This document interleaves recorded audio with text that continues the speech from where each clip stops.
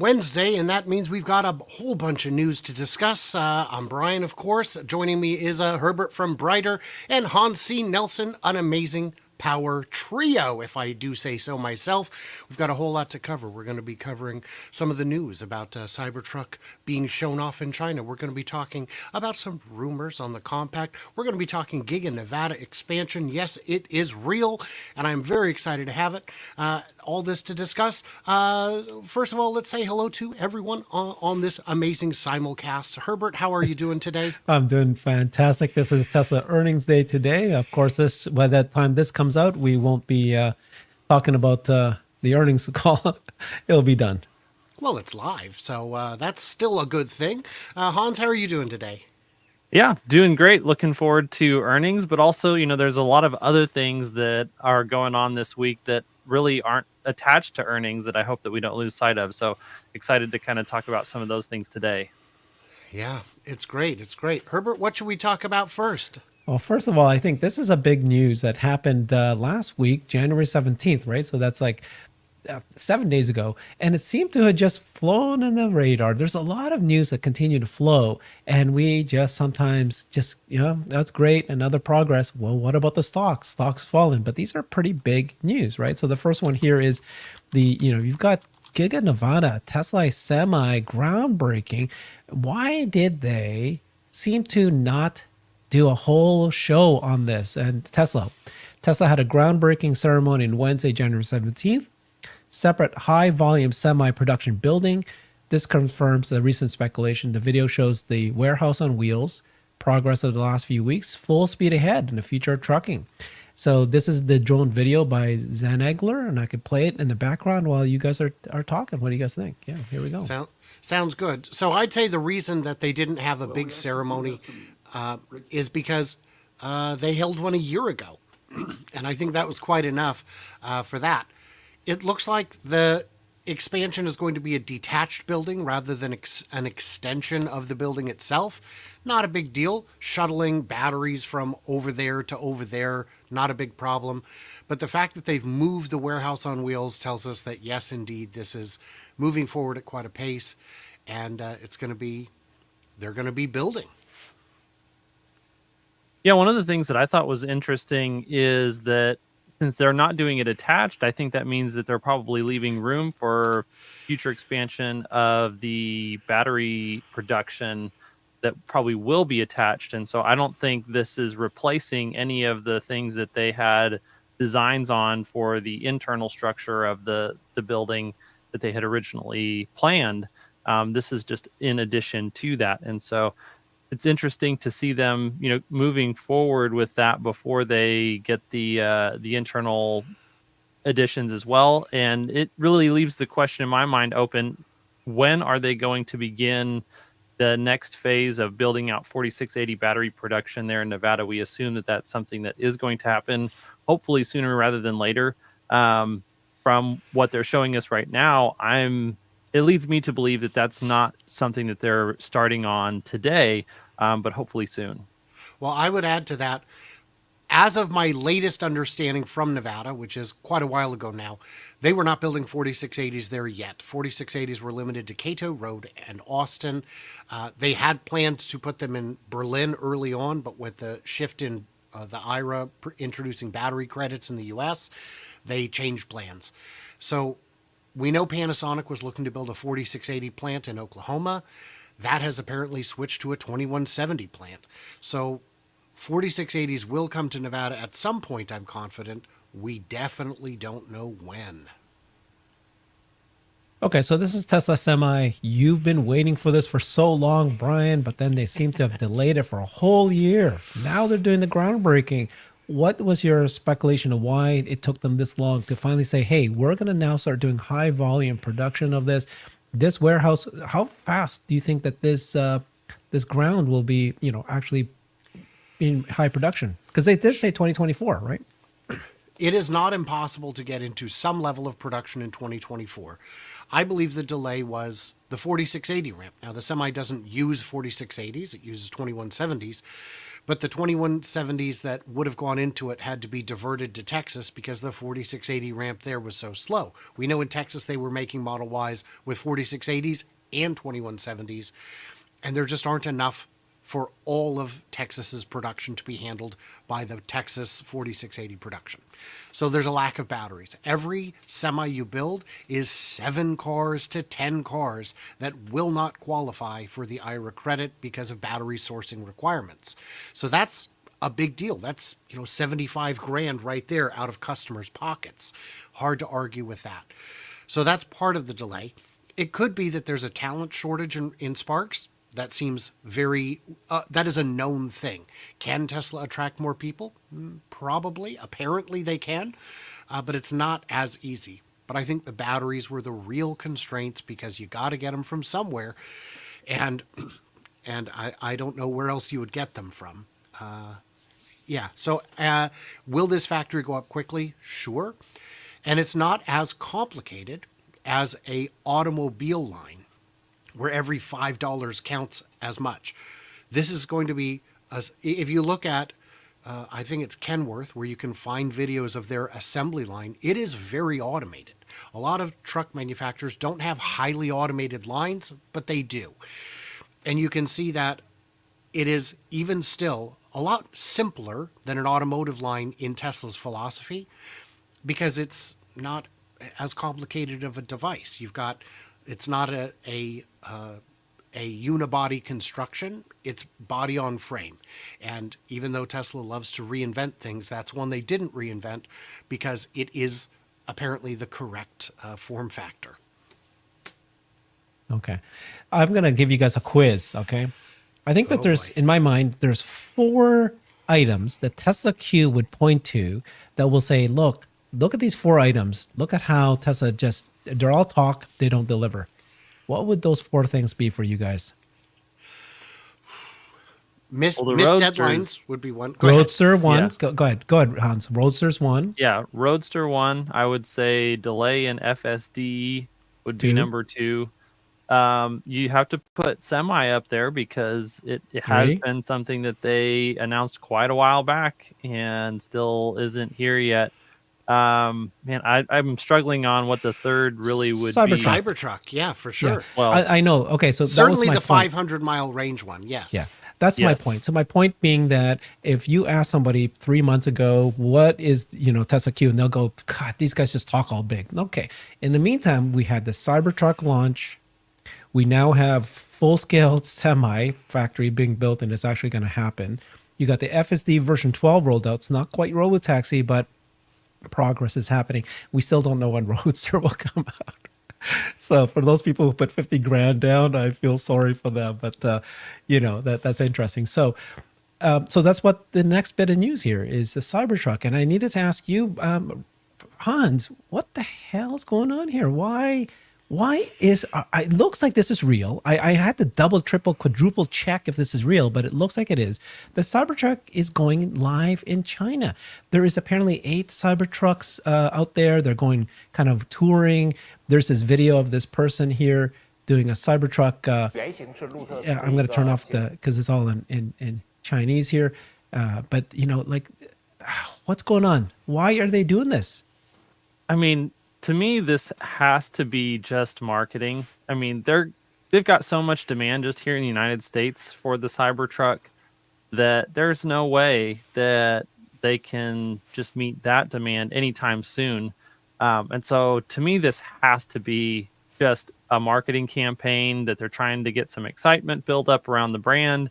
It is, an incredible piece of design and engineering on Tesla's part. And even if they're not necessarily going to deliver those in China, they can certainly benefit from the accomplishment that they have. And I mean, if we're going to just speculate wildly out in, La La Land, I guess it's not absolutely impossible that they could eventually build a Cybertruck in China. Maybe this is a hint at that, because, there is a global market for this. If they were going to ship globally, China could be a place that they would do that manufacturing. But I just don't even think that that's more than 2 or 3% likely to happen anytime in the next couple of years. And so I'm sure that there are going to be some people that will say that might be what this means. But I definitely wouldn't go that far personally. So I would take a pretty different approach on it.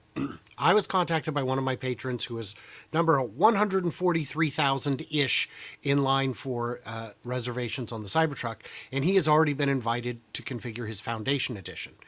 Now he's saying, wait a minute, they've only issued, a few thousand of these? And I'd say, no, it's more like probably 20, 30, 40,000 of them that they've invited, because we're seeing the dates getting pushed out closer to the end of the year.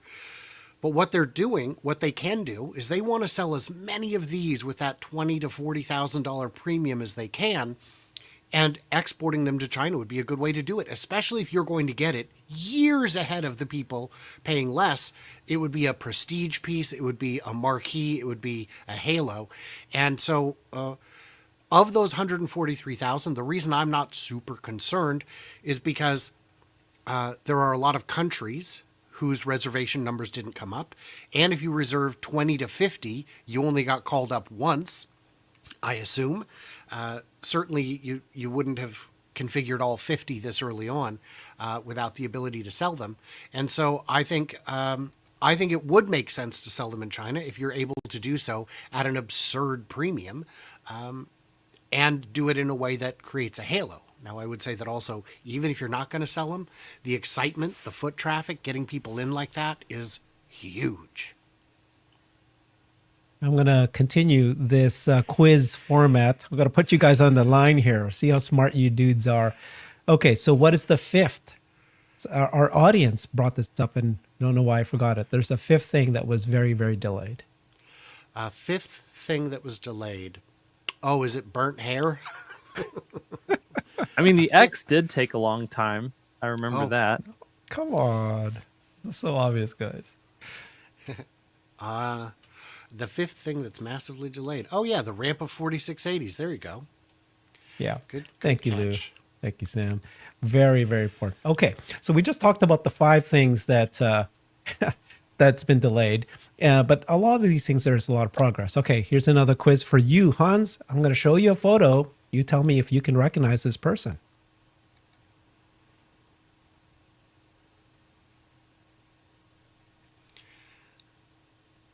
No. Are you calling yourself a Tesla influencer? Come on, dude. Caught you. Yes, you did. You don't know who she is? At first, I thought you were going to put Grace Howe up there, Howe? but yeah, that's not who that is. Well, this is Teresa Gutierrez Smith. She's a new country manager for Mexico. So she was just announced as a new manager for Mexico. She comes from an incredible background. Look at this: Nestle, Mattel, Procter & Gamble. And then she's just recently from this company called Rappi in Mexico, which I think is a delivery company. Big, important person now on hand. Giga Mexico is starting to start to fly. So these are breaking news that's happened in the last few days. And like I said, most people don't know it. Come on, Hans. I just joking you because obviously this was just announced yesterday. So, and Herbert and I had a chance to talk about this before the show, but her qualifications look exceptional. She's got experience with multinational, working for multinational companies, and it's just critical to have people locally on the ground who know exactly the market. They know what they're doing. They know how all of it works, and that's how we found Tom Ju and all the people from the Shanghai team that have been so instrumental in building the company. If you tried to just import all your executives and tell them figure out the whole new market, there's a lot of room for things to go very, very wrong. Yeah, I like the call out with Tom Ju because obviously that worked out very, very well for Tesla, and hopefully Teresa is kind of the next Tom Ju in the making. We'll see how she does in her responsibilities. Mexico's obviously a much different operating ground. It's not as easy to get things done when there's some invested interest from the top, like there was probably in China for Tesla, but definitely a good challenge for her, and we'll see how she's able to deliver. Yeah, it's going to be great, and it'll create an opportunity to expand south from there. I know a new market in South America was added. Was it Chile? I don't remember. There was one in the last few days where we saw Tesla is now selling there for the first time. And that's the other beauty is every time you think we've reached the top of Model Y demand, another country is added, and it just apparently has room to grow just a little bit more. All right. So a couple other big news. So obviously FSD version 12 was expanded beyond just the 15,000 employees. And now a handful of non-employees are getting it. Omar, of course, has been showing videos for the last 2 days. What do you guys think about version 12? Is this a big deal? Is it still kind of something you need to wait for now? Hans, you go first. So I'm obviously very excited about this. Tracking version 12, really just tracking FSD is something that I've done relatively closely, not as closely as others. But watching the videos that Omar has put out, he keeps just reiterating that it continues to solve problems that no previous version had ever really gotten right. And that right there tells us a lot. It's huge. It means that this approach is much better at addressing edge cases. And this is the very first iteration of V12 that customers have had their hands on. And so it's only going to get better from here. A lot of times when we see a new version roll out, there's actually a regression in a lot of key areas. There may be some improvements kind of at the margins on some other things, but a lot of times it's kind of a 2 steps back and then 1 step forward at first, and then obviously it gets better from there as they improve the architecture. For this to already be solving so many of the other problems that previous versions never could, that means that this architecture wasn't even 2 steps back. It's basically on par or ahead in almost all areas, and we just should see tons of improvement from here. The key things to really watch out for now are how fast do we see it roll out to more customers, and how fast are the iterations between 12.1 and 12.2, and then what's the improvement in overall performance from 12.1 to 12.2. And if this goes smoothly, like we think that it might, based on the way that we've seen a lot of other LLM technology that is trained in a similar fashion has, we could really see massive improvement over the course of 2024. And I'm really, at least at this point in time, I think there's a good chance that Elon could be correct that version 12, and it'll be the very last iterations of version 12 before we get to whatever V13 would be, but that those actually have the capability or the possibility of being taken off of beta and really being something that's released wide to all customers, and that they can actually recognize all of the revenue that they have collected for FSD off of. Word for word. Wait, Yeah. word for word, exactly what I just said to Brian, but he has a different opinion. Well, for sure. I've got some concerns. I was going to say on the revenue front, we've got a lot of opportunity if regulatory approval is granted in China shortly. That will result in an absolute mountain of cash coming in. And especially if they choose not to sell it, but to rent it, it'll all be realized right out of the gate. I hope that they choose to rent it instead of sell it in new markets, because I have concerns over the long term. I will agree with Hans what you said. From the videos I saw, I didn't see any regressions. And I do like that it now pulls over when you reach your destination, because every time I get where I'm going, I shut it off and it says, we disengaged. What happened? We arrived. We're here now.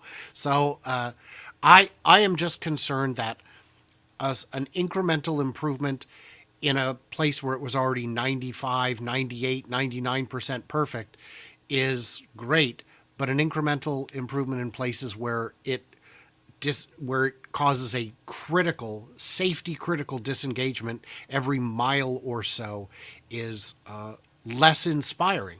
So I'll have to wait and see what version 12 looks like if and when it actually rolls out to my vehicle.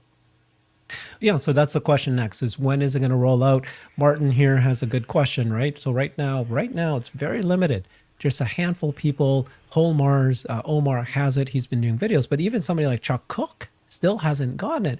My answer to you, Martin, is I think that Chuck lives in Florida.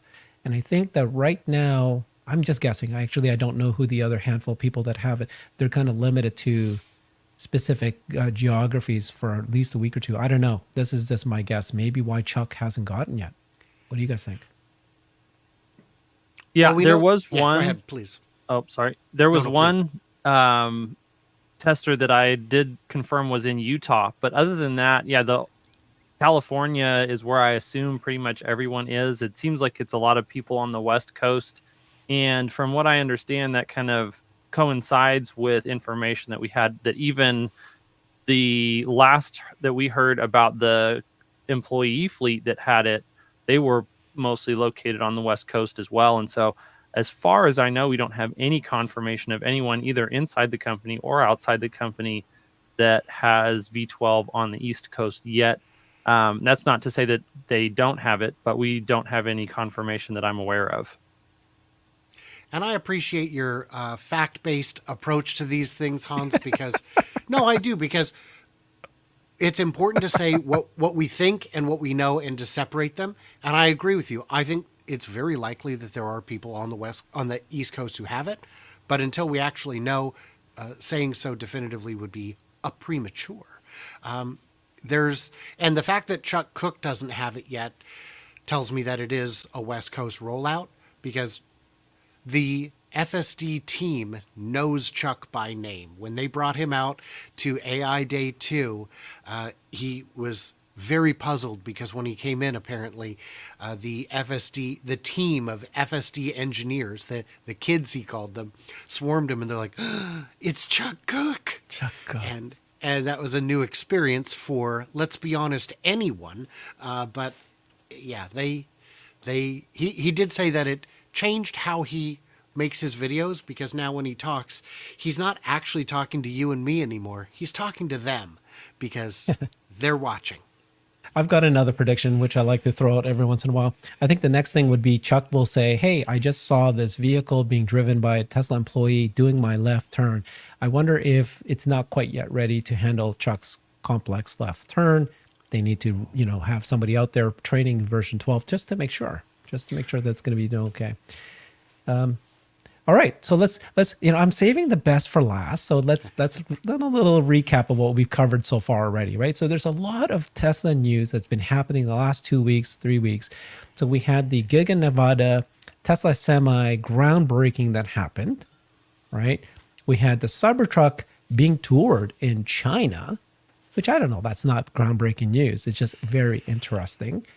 You've got the hiring of, her name is actually Terry, I think is her nickname, Teresa Gutierrez Smith, who's going to be the country manager for Mexico. What else have we talked about? We got FSD version 12 being released, which is obviously a very big deal beyond just the 15,000 employees, now to consumers' hands like us. I did want to add one thing to the Cybertruck news in China, is that China is not a pickup truck country. They do have pickup trucks. They have domestic electric pickup trucks. I've seen them at Fully Charged in England, where they were showing a whole lineup of electric work vehicles that are already on the market. But a pickup truck was put in with the work vehicles because that's what it is. This is not an electric work vehicle. The Cybertruck is creating tremendous buzz in a culture that doesn't have the affinity for pickup trucks that Americans do, real Americans anyway. And that means to them it's not a pickup truck, to them it's an SUV. To me, I don't need a pickup truck, but I would drive a Cybertruck, because to me it's not a pickup truck, it's an SUV. And this radical design resonates, apparently, with the Chinese people, with the consumers who may be interested to buy it. And it tells us that it could be the first pickup truck that really gets a life outside of North America in terms of popularity and market share. Okay, so the other thing, of course, is the Tesla bot. I'm still saving the big news or last, but the Tesla bot, right? Big deal, right? So let me just show you the photo of that. This thing came out, and we saw. Oops, here we go. Optimus Gen 2, we saw that in December. But then we saw it more and more doing things like, of course, the folding of the clothes. But again, that was teleoperated. So for sure, we're going to see something new. So that's, a lot of progress everywhere else. So the biggest news I think that we should be talking about, of course, is the compact car, right? So you guys following that? This was news that dropped last night, and I think it's real. I think most people are saying that this is real. This is Reuters, so that's number one. You have to take that with a grain of salt. This is from four people apparently, four people familiar with the matter. Oops, sorry guys. Four people familiar with the matter that is in the supply chain area, and they talked about Tesla plans to build these electric vehicles in June of 2025. It's codenamed Redwood. And then, hold on, here we go. Right, the entry level $25,000 car plus the robo taxi. And I'm just skipping through all this. So there was requests for quotes or invitation for bids for this Redwood material to the suppliers last year. And they're forecasting 10,000 vehicles per week.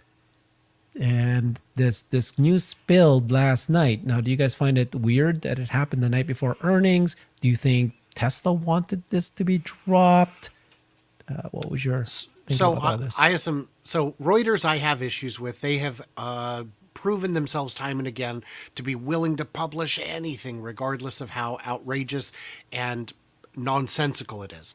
So that's my first problem with it. The second is, so to answer your question, do I think Tesla leaked it? No, because Reuters, if they're telling the truth, are saying that it was not Tesla that told them, but four people within the supply chain. Now, the supply chain is where I have sources, and I can tell you a request for bid that far out is a bit meaningless. It means they might be buying onesie-twosie parts for prototyping, but even Tesla doesn't generally place their orders more than 12 to 16 months out, and we're talking 18 months out with a number as firm as 10,000. That strains credulity. While I do believe that by the very end of this year, early next year, we could see some compact production out of Texas, even if it's not for deliveries yet, but for road testing, I think predicting a mid-25 ramp is extremely premature, and I don't even think Tesla would know that number, that date, as of today. And I would shout out the episode that you did yesterday with Jeff Lutz. I was very interested in that conversation. I feel like you did a good job of helping people to understand the process that's involved there and what this may or may not mean. The 10,000 number per week definitely is interesting. And then you don't even know on something, there could be components that there are multiple of them in the car, and so it's hard to even tie that to how many vehicles that is. But assuming it was 1-to-1, that's only 500,000 cars a year, and obviously we expect the production of the compact to be much, much higher than that. And so unless maybe there's one supplier that's going to supply a quarter of the total units of whatever that part is, or half, or whatever the case may be, I definitely don't think that should be something that anyone hangs their hat on as far as what they expect volume of the next gen vehicle to be as well. Well, the 500,000 for a space as small as as we're seeing at the expansion at Giga Texas is even a little bit high, because 500,000 is a whole lot of units. China is over 9 million square feet, and they only produce 1 million cars. So that's, something 20,000 a week. That's something to compare it to. So the ramp to the idea that Mexico would be even ramping by June of 25 is a little ambitious. We haven't even seen them grade the land yet. They've got a lot of cut and fill work to do to get that to anywhere close to level, and it's rocky terrain, which makes it more challenging. So I think Reuters is getting out a little ahead of their skis here. So it'd be interesting to see. Love your opinion there, Brian. So the other information that came from this article was, Tesla in recent years tore down a Honda Civic, so they can better understand this. Jeff Ludd says, yeah, every car manufacturer is always going to be tearing down cars. That's interesting. Two separate sources said. And then this one, the next gen Tesla architecture is codenamed NVN9X, maybe new vehicle 9X. Will Times include 2 or 9. more models. Yeah. So that's very interesting.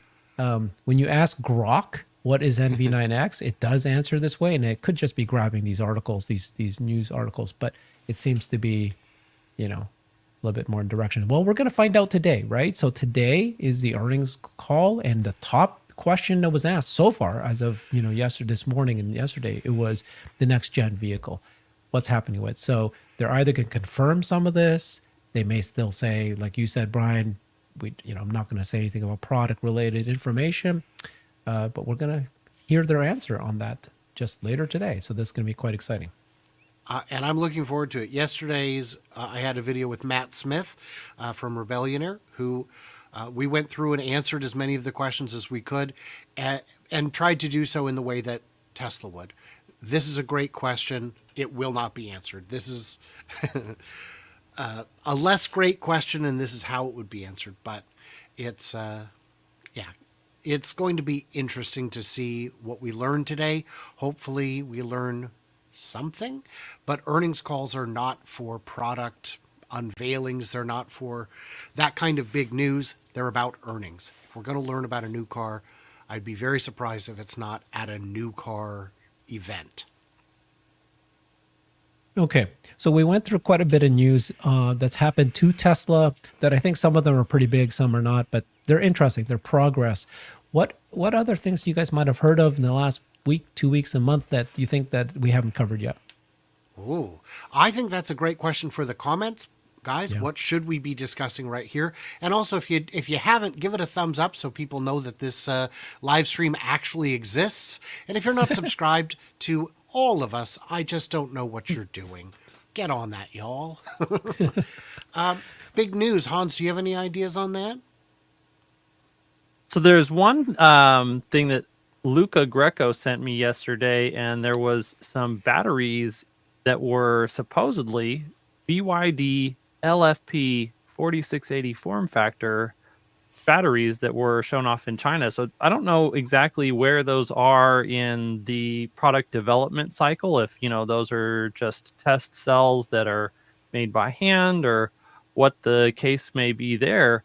But it's very interesting to see what looks like the first indications of actual LFP 4680s. And I mean, one of my contentions is that LFP is likely going to be the main battery chemistry used in the next gen vehicle. There's a lot of back and forth on that. I actually, Jordan thinks that it's more likely that it'll be a nickel-based 4680 cell, at least to begin with, and that, maybe that'll transition over time just because Tesla themselves hasn't got Kato Road up and running to test those sorts of variations with Tesla's in-house production. But obviously, there are a lot of other battery manufacturers who do a lot with LFP that Tesla works with. We know that they purchase BYD Blade batteries for production in Europe. And obviously they purchase lots and lots of CATL LFP batteries. And I don't think the form factor matters necessarily that much for the next generation vehicle, whether it's cylindrical or blade or prismatic or whatever. I think that they can make a pack that will work from any one of those battery form factors. I think that getting the chemistry to be the most scalable possible chemistry is going to override other considerations personally. So I've got a few thoughts on that. I agree with you that it's got to be LFP. And the reason is scale. Tesla cannot scale 4680 of their own design to match what we believe is going to be the demand and manufacturing pace for the compact car. We need a lot of cells. So we're going to see BYD, CATL, we're going to see everybody building factories as close as they can to these plants in Mexico, not just for Tesla, but for everyone. The picture I saw, I assume it's the same one that Luca saw. Oh, he's in my chat. Hello. Looks legit to me. Now, when I was at the battery show, the North America Battery Show last summer, there were a number of vendors who were already showing off what they called viable 4680 cells that you could purchase today, that you could put in an order for and get today. And when you press them on the technical specs, they were less forthcoming, which tells me it's that they just cobbled something together. BYD doesn't just cobble something together, they'll make good batteries. So why would Tesla use a 4680 if it's not their high nickel? And the answer is you could, if everything 4680 is going to be structural, this could be a structural pack as well. Because we haven't seen the 2170s in a structural pack.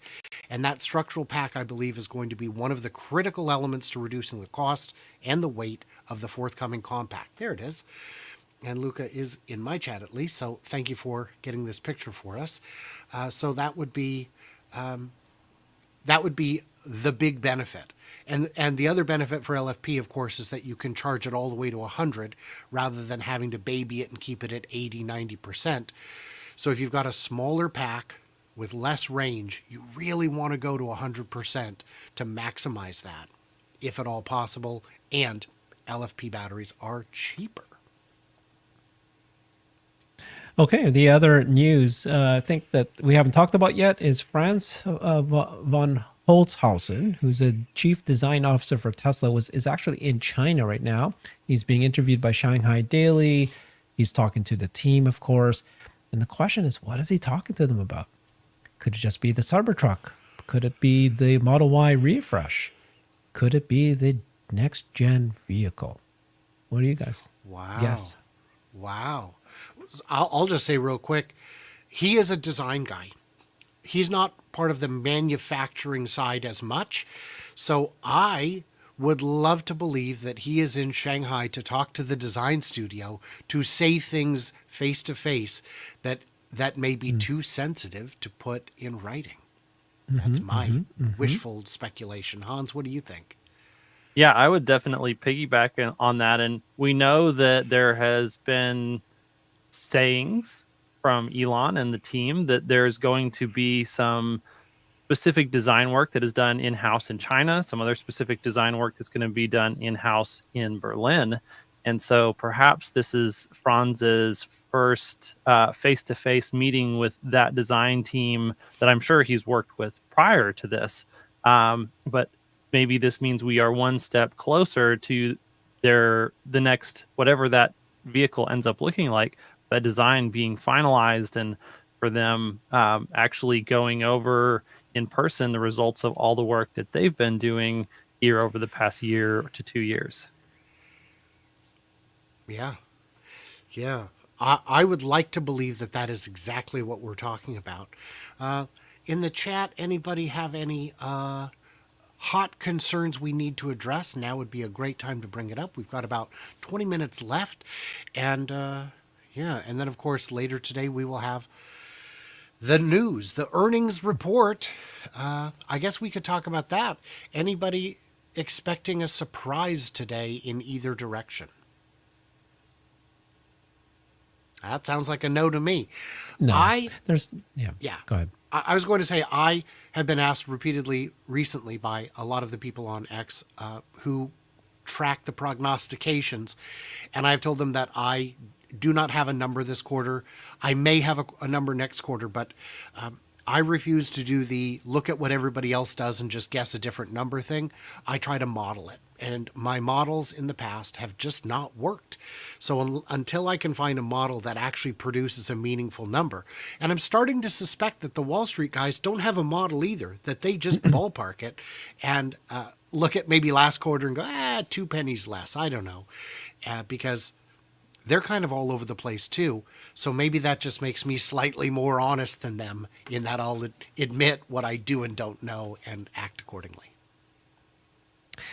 Yeah, I'm going to be very, very disappointed if they don't make a really big push redefining Tesla to be a robotaxi, a robotics AI company. And if you follow every earnings call, in January of last year, they made a very important, kind of like concerted effort to call themselves an energy company. And 3 institutional analysts asked questions about energy. The next quarter, Q2, they talked about robotaxi, and 3 institutional analysts asked questions about robotaxi. Then, of course, we're now going to get into AI. What they need to do is really hammer home that robotics AI company. And I just am hopeful and wishing that that's the case. You've seen Elon in the last month or two. Every once in a while, he'll tweet out and saying, "We are a robotics AI company." He's got to do this. That's got to be what they talk about as much as they can today. Love it. So the other two big news that happened this week was not associated with Tesla.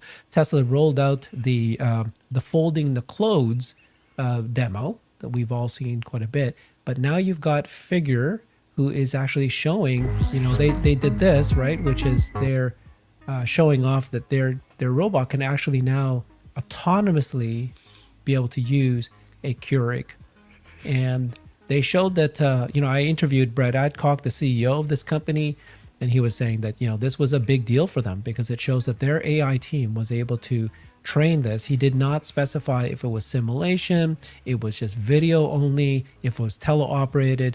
I saw that behind in their factory, they are doing a lot of teleoperation. And so clearly all companies are doing teleoperation. And then 3 Stanford PhD students showed that if you just do teleoperation of a task 50 times, you can get the bot to do something autonomously at 85% success rate. So this was big news by Figure, showing that they also can do training of teleoperation. And of course, when Figure announced earlier, and of course, they also announced a big giant partnership with BMW. So this robotics company has now a partnership with BMW to be able to launch, and they think that within a year they'll have their bot there. They haven't identified exactly which task the bot will do, but it's going to be something in the pick and place, and it's not going to be in the production line. It's going to be kind of in the steel, what is that? The metal stamping. That pick and place is probably the very first logical thing that they'll do. So this is fast and furious, the bot movement. And so we are seeing both Tesla making huge movements. We're seeing Figure doing it. We're seeing a lot of people. So to me, this is big giant news. This is the progress beyond just hardware, right? Progress of the hardware. And by the way, Brett said that he thinks that in 6 months they will be hardware ready, that their hardware would be ready to start building and scaling forward. And AI is actually progressing faster than he initially thought. It was going to take a lot longer for it to catch up, but now it's actually at the same speed as the hardware is progressing. So, and I think we're seeing the same thing with Tesla. So, yeah, any thoughts about that? Those two news. I do have a thought. There is that we're seeing a convergence of these technologies where things that were impossible 5-10 years ago are now the technology's right. When we saw ChatGPT come out, we immediately saw copycats come out that were about as good, close to as good, very well-funded efforts from the likes of Microsoft and Bard at Google. And are they better? Do they have local maximums that they'll hit? I think it was Jeff, maybe, someone that we all follow, yesterday was showing examples of how the latest GPT is a regression. It's gotten worse. The guardrails they've had to put up have neutered it in ways that we didn't expect. So it's possible that Figure is at 90% and Optimus is at 90%, and one of them will be stuck there. But we don't know which one, because with all things in emerging technology, it's hard to spot the winner in advance. We don't always know what they're doing behind the scenes to make the magic happen. And I would agree that just like how Figure is using a lot of teleoperation for training, Optimus, we know, is using teleoperation for training. That's a good, easy way to train. It's slightly better than telling it to watch you and visually understand what you're doing. So they will have very little problem, I think, both of them getting to a scale that will work a little bit. If they're going to be going into BMW's factory, they better be ready, because you get one chance to do this. And if you goof it, BMW is not coming back. There's two reasons why robot companies are using teleoperation, and the reason they're doing it right now is that they're just battle testing the hardware. They want to know that the fingers that they created, the hands, the dexterity, the ability to grab and hold, that's why they're teleoperating. If you can use the existing hardware that you have now and it can actually fold clothes, even though it's teleoperated, now that they know that that hardware is close to design lock. In fact, we had Milan Kovac, who's one of the leads for Tesla Bot, come out and say that that's why they did this. And then once they have this, and it looked like that he said that it worked, now he said there's a line in his tweet, he says now their focus is on AI and software.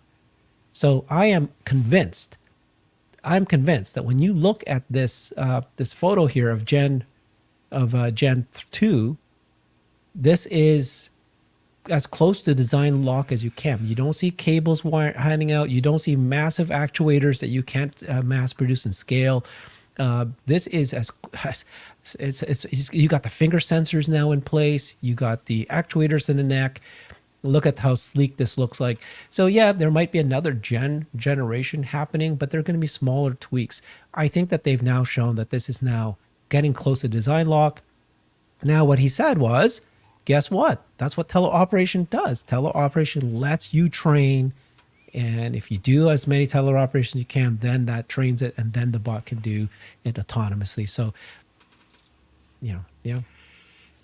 I think one of the things to point out between Figure and the Optimus bot is that, I love everything that Brett Adcock is doing. The Figure team is very good, but their robot right now just is really in between Bumblebee and the Optimus Gen 1 prototype from a hardware standpoint.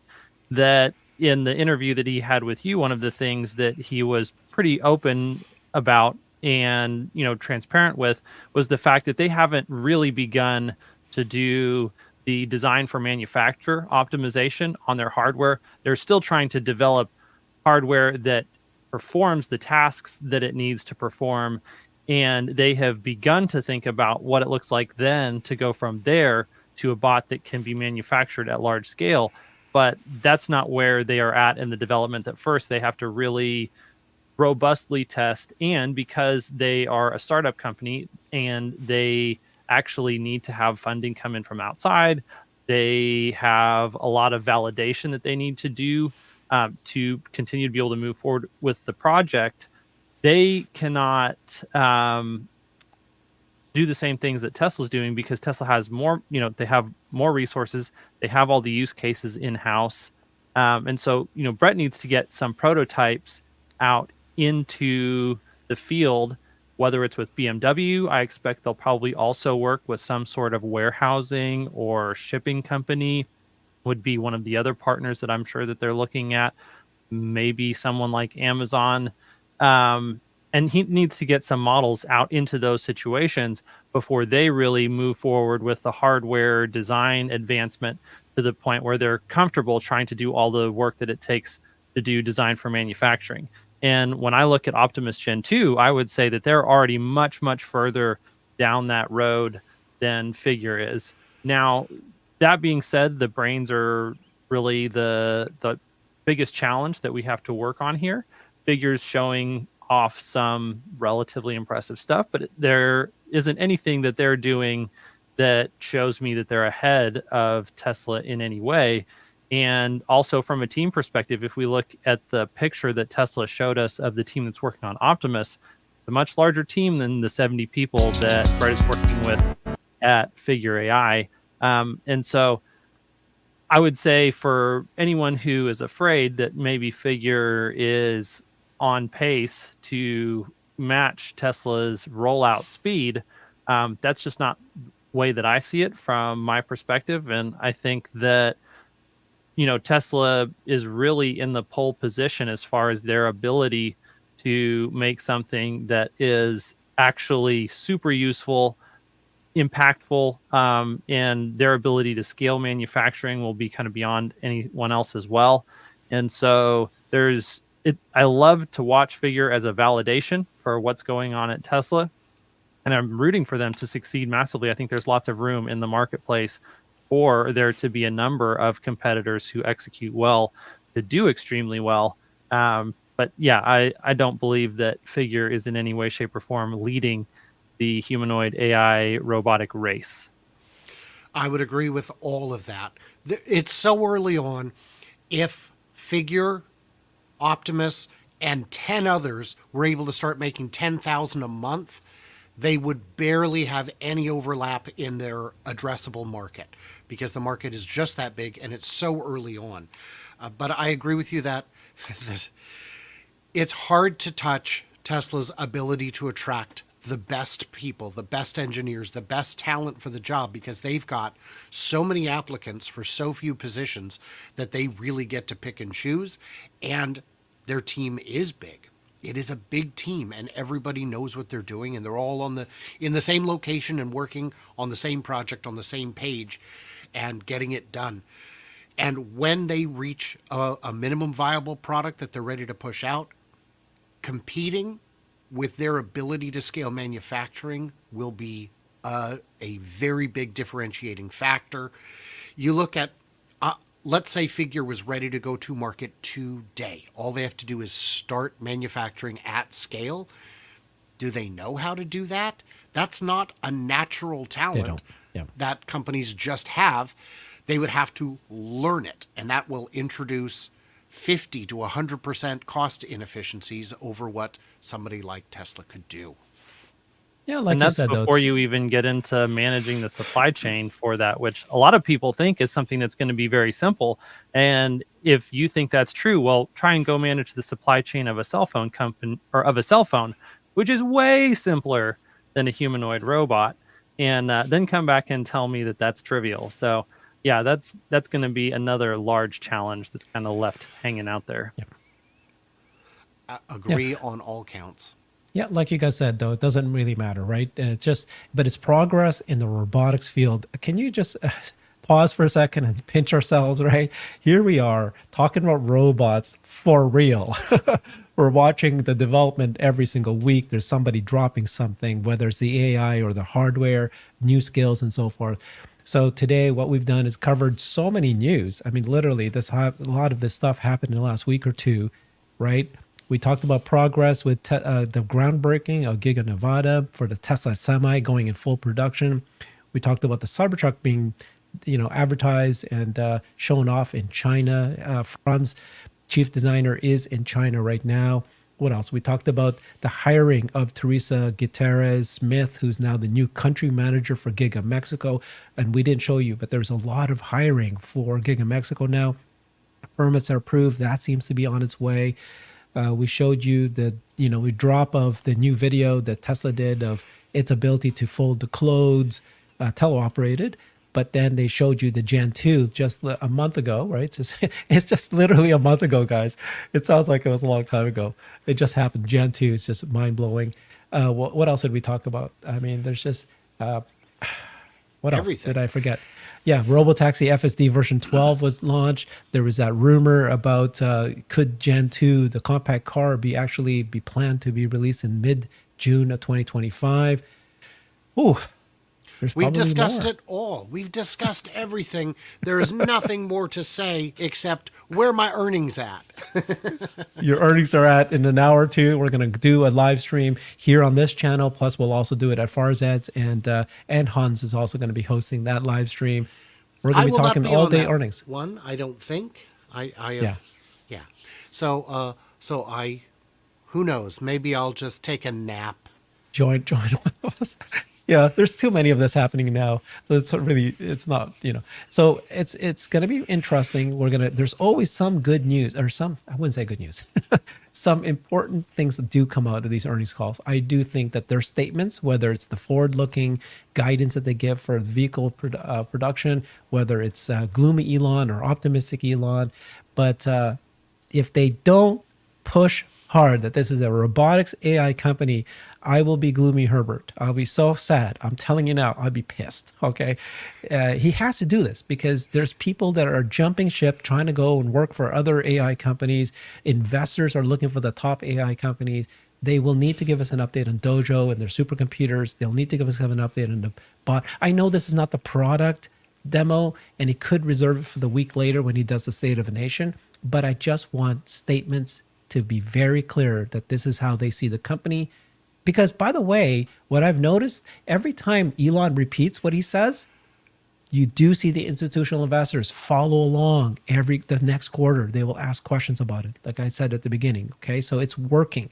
I want the next 3 questions by institutional investors. If it's not today, I want it next quarter. It has to be 3 questions on bots, and if on AI and bots. And if they don't do that, Tesla didn't do the good job of communicating this well. And you'll have to call yourself Gloomy with Herbert. Gloomy with Herbert. I'll do that for a whole freaking quarter. Very so fun. past. Okay. Thank you both very much. Appreciate it. Join us for our live streams every Wednesday. Thank you, everybody, for joining us. Bye-bye.